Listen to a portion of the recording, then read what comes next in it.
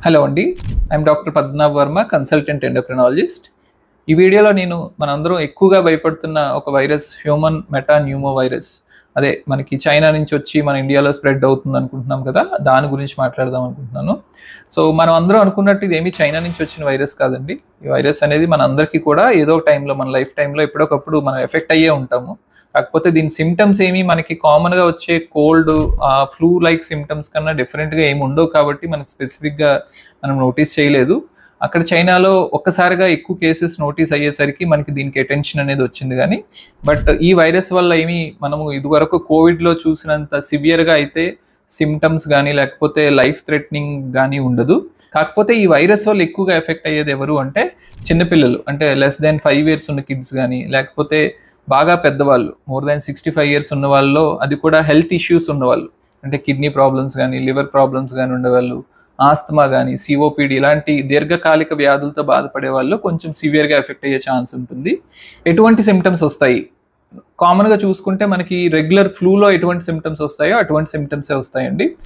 Cold గానీ, cough గానీ, throat pain గానీ, ఫీవర్ గానీ, స్కిన్ ర్యాషెస్ గానీ ఇలాంటి సింప్టమ్స్ రావచ్చు. బాగా సివియర్‌గా ఎఫెక్ట్ అయితే గనక కొంతమందికి ఆయాసం కూడా వచ్చే ఛాన్స్ ఉంటుందన్నమాట. ఈ వైరస్ మీజిల్స్, మమ్స్ ఈ వైరస్ గ్రూప్‌కి సంబంధించింది.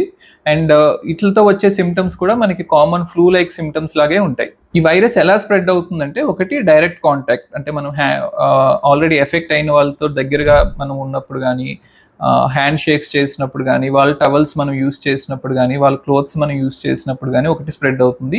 సెకండ్ డ్రాప్లెట్స్, అంటే తుమ్మినప్పుడు, దగ్గినప్పుడు అలా కూడా ఆ వైరస్ అనేది పక్క వాళ్ళకి స్ప్రెడ్ అయ్యే ఛాన్స్ ఉంటుందన్నమాట. ఈ వైరస్ అనేది సెల్ఫ్ లిమిటింగ్ డిసీజ్ అండి. అంటే కోల్డ్, కాఫ్‌లా వచ్చి చాలా మందికి వితిన్ ఏ వీక్ పీరియడ్‌లో తగ్గిపోతుంది. జస్ట్ మనం ఫీవర్ వస్తే పారాసెటమాల్ గానీ, కోల్డ్‌కి మెడిసిన్స్ గానీ అలాంటివి తీసుకుంటే చాలా వరకు నార్మల్ అయిపోతుంది.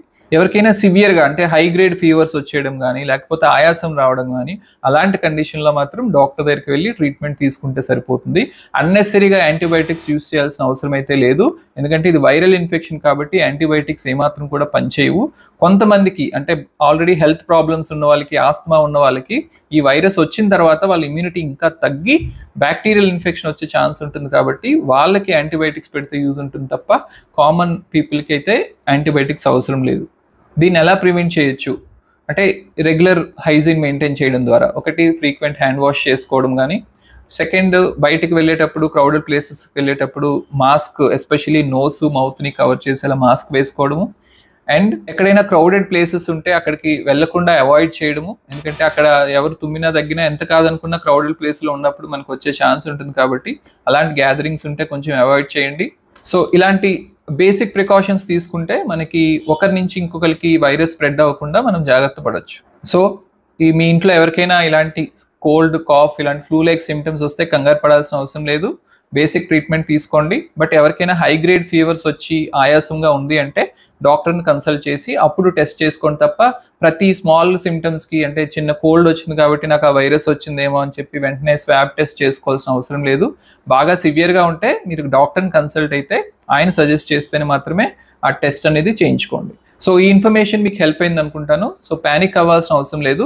బట్ మనం జాగ్రత్తగా ఉండడం మంచిది. అండ్ మన కోవిడ్ ద్వారా మనకి బేసిక్ ప్రికాషన్స్ ఏం తీసుకోవాలో మనకు ఆల్రెడీ అవన్నీ తెలుసు కాబట్టి సేమ్ ప్రికాషన్స్ తీసుకుంటా మనం జాగ్రత్తగా ఉంటే గనక ఈ వైరస్ నుంచి మనల్ని మనం కాపాడుకోవచ్చు. సో, ఈ ఇన్ఫర్మేషన్ మీకు హెల్ప్ అయింది అనుకుంటానండి. Thank you very much.